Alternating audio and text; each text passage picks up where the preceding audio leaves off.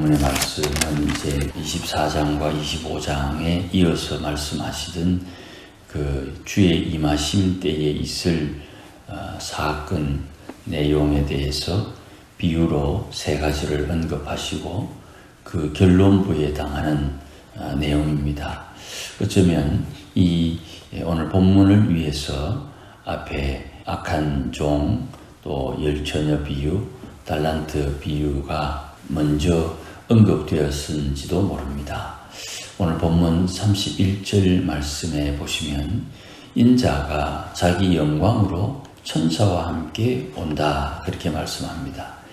이 내용이 마태복음 16장에 예수님께서 베드로를 향해서 사탄아 내 뒤로 물러가라 한 그 말씀 본문에 인자가 아버지의 영광으로 천사들과 함께 올 때에 행한 대로 갚으신다 하는 말씀이 있습니다. 그 말씀과 함께 연결해서 볼 때에 예수님께서 아버지의 영광, 하나님의 영광, 자기의 영광으로 천사들을 데리고 이 땅에 임하시는 주의 재림함에 자연스럽게 연결됩니다. 그때의 32절 모든 민족들을 모으신다 했는데 이것도 요엘서 3장 2장에 보시면 모든 민족을 요사밧 골짜기로 불러 모은다 하는 말씀이 있습니다. 거기에서 각각 구분하기를 목자가 양과 염소를 구분하는 것처럼 구별합니다. 여기에 양이 누구냐, 염소가 누구냐는 분명히 우리가 분간이 될 것입니다만은 이 구분이 무슨 근거로 되느냐, 구분하는 기준이 무엇이냐, 이것을 우리가 좀 살펴야 됩니다. 오늘 본문만 보게 되면 구원받는 자와 저주받는 자, 구원받지 못하는 자, 이것을 우리가 먼저 눈에 보이기 때문에 구원받는 방법, 구원받지 못한 이유 이렇게 관심을 두겠습니다만은 이 본문은 주의 임하심과 관련되어 있고 깨어있는 것과 관련된 말씀입니다. 그러니까 늦게 올 것이라 생각했던 주인이 일찍 오고 일찍 오리라 했던 신랑이 늦게 오는 것처럼 우리가 생각하는 구원받은 자, 구원받지 못한 이유, 구원받을 이유, 이것에 관심을 두는 것이 혹 어긋날 수 있다는 것입니다. 깨어있음과 관련되어 있고 주님이 주신 약속에 따라 준비하는 것에 우리의 관심을 두고 오늘 본문을 이해해야 합니다. 그래서 내가 양이냐, 내가 염소냐, 여기에 초점을 맞추면 안 되는 것입니다.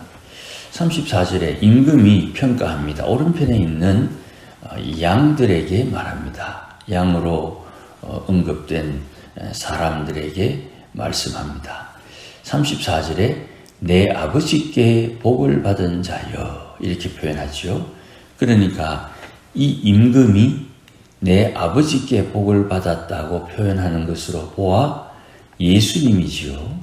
하나님 아버지의 아들 예수님이 오른편에 있는 양들에게 말하기를 약속된 예비된 나라를 상속받으라 그렇게 선포하십니다. 여기에 상속받는다 하는 단어가 팔복에 마태복음 5장에 심령이 가난한 자들은 하늘나라를 상속받는 것입니다. 그 상속이에요. 그러니까 예비된 나라는 예비된 나라를 상속받을 이에게만 주어지는 것입니다. 그럼 산상수훈의 마태복음 5장을 연결해 보면 심령이 가난하지 않으면 상속 못 받는 거죠. 심령이 가난해야만 상속을 받는 것입니다. 그 심령이 가난한 사람이 어떻게 행동하느냐 35절 이후에 여러 가지 이야기가 있습니다만은 이걸 전부 다 통째로 구제라고 말할 수 있겠지요. 이런 구제를 행하는 행실이 어디서 나오느냐? 심령이 가난한 사람, 또 성령의 인도함을 받은 사람. 이게 중요한 것입니다. 성령의 인도함을 받는 사람. 이 사람은 뒤에 악인들과 비교해서 임금이 평가하시겠지만 선행이 큰 선행, 작은 선행이 구별되지 않습니다. 크든 작든 선행을 했느냐, 선한 행실을 했느냐, 이게 중요하고, 두 번째는 이 의인들은 자기가 주님을 대접한 줄 모르고 있다는 거예요. 내가 죽일 때 먹을 것을 줬고, 목마를 때 마시게 했고, 나그네 되었을 때 영접했고, 헐벗을 때 옷을 입혔고, 병들었을 때 돌보았고, 옥에 갇혔을 때 와서 돌아보았다.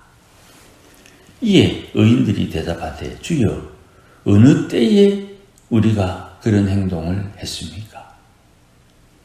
이들이 깨어 있었던 것은 그들은 주님이 원하는 것이 뭔지 알고 주님이 원하시는 것에 순종했을 뿐이에요. 성령을 받아서 성령이 인도하는 대로 순종했을 뿐이에요. 내가 이 일을 하면 어떤 결과를 얻는다는 그런 생각, 그런 마음이 없다 이 말입니다. 그래서 자기들이 분명히 했음에도 불구하고 자기들의 행동이 임금이 평가하는 행동과 상관이 없다는 것을 자기들은 알고 있는데 그 성령이 인도한 그 행실이 40절 말씀에 내게 하는 행동으로 확정하고 인정을 해준단 말이에요. 그러니 우리는 이 비유를 통해서 한 가지 깨닫게 되는 것이죠. 성령이 인도하는 대로 행하는 것은 주를 위한 행실이다. 하나는 우리가 깨닫는 거예요. 그러니 지금 내가 예수 믿지 않는 사람을 돕는데 내 안에 계신 성령께서 예수 믿지 않는 사람을 돕는 행위를 하게 하면 그건 저 사람이 예수 믿든 안 믿든 주를 위해서 하는 일이에요. 저 사람의 인생 가운데 역사하시는 주께서 나를 부르셔서 주님이 하시는 일을 내게 부탁하고 명령하고 인도하셨다는 것을 믿는다 이 말이에요. 그러니 40절 말씀에 독특한 표현이 하나 있습니다. 여기 내 형제 중에 지극히 작은 자 하나에게 한 것이 내 형제 중에 지극히 작은 자 하나에게 한 것이 내게 한 것이다. 45절에 염소에 대한 평가는 지극히 작은 자 하나에게 하지 아니한 것이 내게 하지 아니한 것이다. 의인들은 주의 형제들에게 하고 악인들은 그저 작은 자에게 하지 아니한 것. 이 구별이 확실히 드러나는 겁니다. 그러니까 양이 구원받은 이유는 성령의 인도함을 따라 주께서 임하실 때 깨어있는 자를 심판한다는 것 알고 성령의 인도하심에 깨어 주님이 원하시는 것을 행했느냐. 요게 심판을 준비하는 거죠. 심판이라고 우리가 두려워합니다마는 이 심판은 상급을 위한 심판입니다. 요한복음 5장에도 나오듯이 주님을 믿는 자와 믿지 않는 자, 예수님을 마음에 모신 자와 모시지 않은 자, 그 결과 그게 심판이 되는 거예요. 예수를 믿느냐? 이미 영생에 들어가고, 예수를 믿지 않느냐? 이미 심판에 처해졌다. 그러니 여기 오른편에 있는 양으로 평가받는 이들은 성령의 인도함을 따라 주의 임하심에 있을 심판을, 상급을 준비하는 깨어있는 성도들이었다. 이렇게 결론을 내릴 수가 있겠죠. 반대로 이제 왼편에 있는 염소들, 그들을 향해서 41절에 저주를 받은 자들, 나를 떠나 마귀와 그 사자들을 위하여 예비된 영원한 불에 들어가라. 자, 여기에 고민할 것이 좀 많습니다. 마귀와 그 사자들을 위하여 예비된 영원한 불, 당장은 지옥불이죠. 지옥불은 지옥에도 있지만 지옥불이 이 땅으로 올라오기도 합니다. 야고보서에 의해서 입에 재갈을 물리지 않은 사람은 지옥의 불맛을 본다. 여기에 마귀와 그 사자들을 위해서 지정된 곳, 그 불에 들어가는데, 요 마귀가 말이죠. 베드로가 예수님이 십자가 지신다고 할 때에 주님, 절대 그런 일이 있어서는 안 됩니다 하는 말로 예수님이 하시려 하는 일을 말릴 때에 베드로를 향해서 사탄아 내게 물러가라 이렇게 말씀을 했죠. 성도들이 이 땅에 사는 동안 자기도 모르게 악한 이들의 미혹을 받습니다. 데살로니가 후서에 보면 사람들의 마음이 늘 미혹받는다고 지적을 했고, 또 깨어있지 않으면 자기도 모르게 미혹받는다고 언급을 합니다.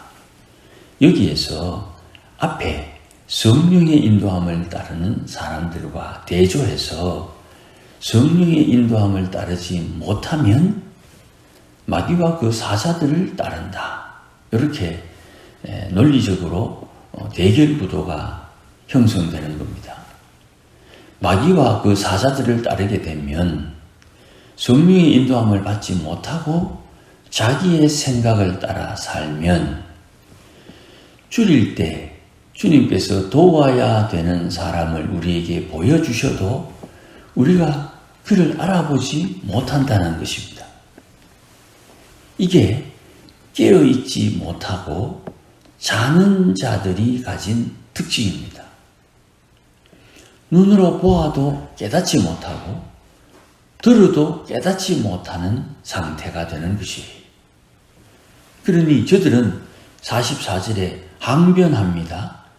우리는 주님이 줄이실 때, 목마를 때, 나그네 되었을 때, 헐벗었을 때, 병드셨을 때, 옥에 갇힐 때 공양했다는 이야기를 해요.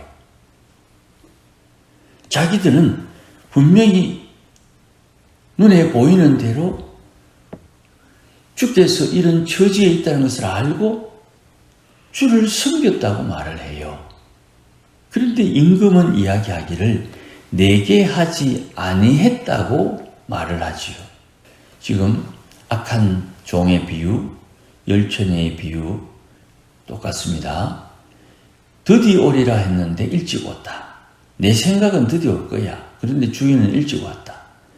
일찍 올 거라고 했던 신랑이 늦게 왔다. 내 생각에는 일찍 올 걸. 그런데 늦게 왔다. 내 생각에는 이를 섬기는 것이 주를 섬기는 것이다.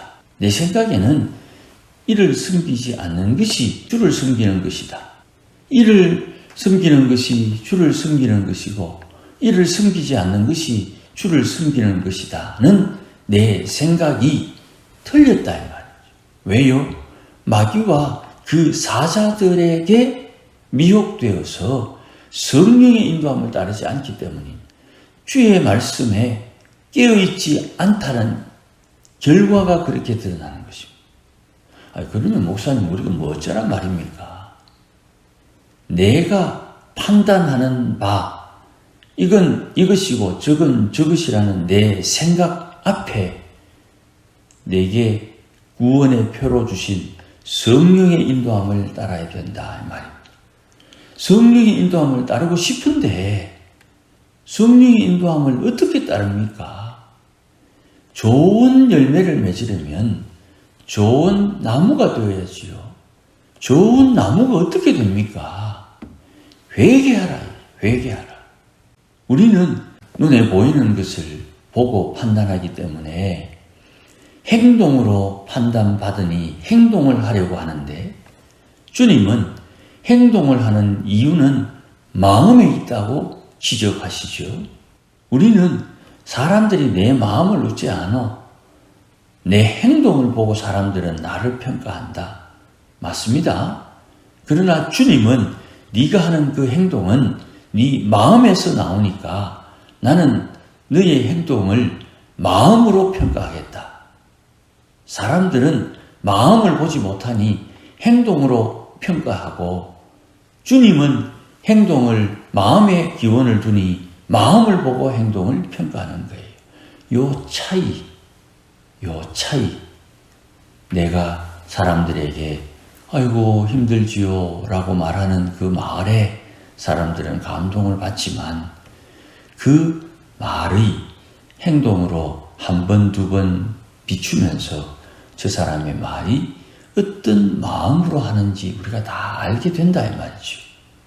성도들은 성령을 받아서 구원의 표로 삼고 그 성령의 인도함을 따라 순종함을 배워야 됩니다.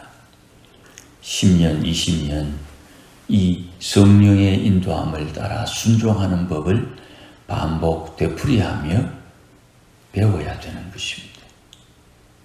그리고 그 배워가는 과정 속에 실수하고 어긋나고 부족함이 드러날 때 1년에 7번 용납할 수 있어야 되고 용납하는 가운데 나도 모르는 나의 죄를 형제가 성령의 인도함을 따라 사는 과정 속에 실수한 것을 용서해 주면서 나도 모르는 나의 죄를 하나님 앞에 용서받게 되는 것이에요.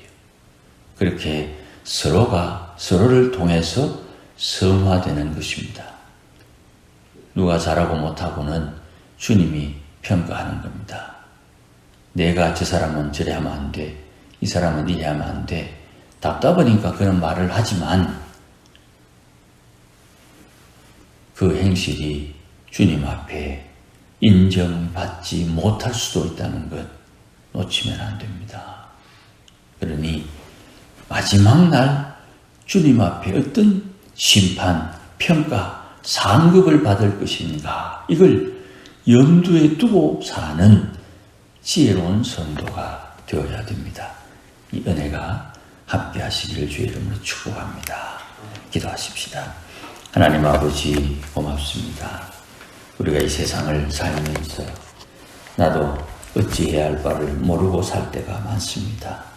그러나 그때마다 우리가 새벽마다 하나님 앞에 기도하듯 주의 성령의 인도하심을 따라 살도록 복을 허락하여 주시고 날마다 주의 성령님 충만하게 은혜를 다하소서.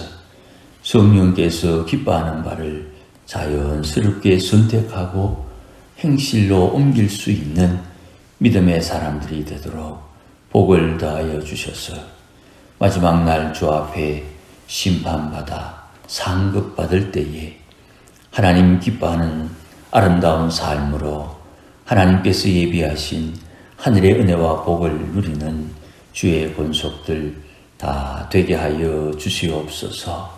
특별히 오늘 마을에서 먼 여행길을 떠납니다. 오고 가는 길에 하나님 함께하여 주시고 평강을 덧입혀 주시기를 원하오니 인도하여 주옵소서. 예수님의 이름으로 기도하옵나이다.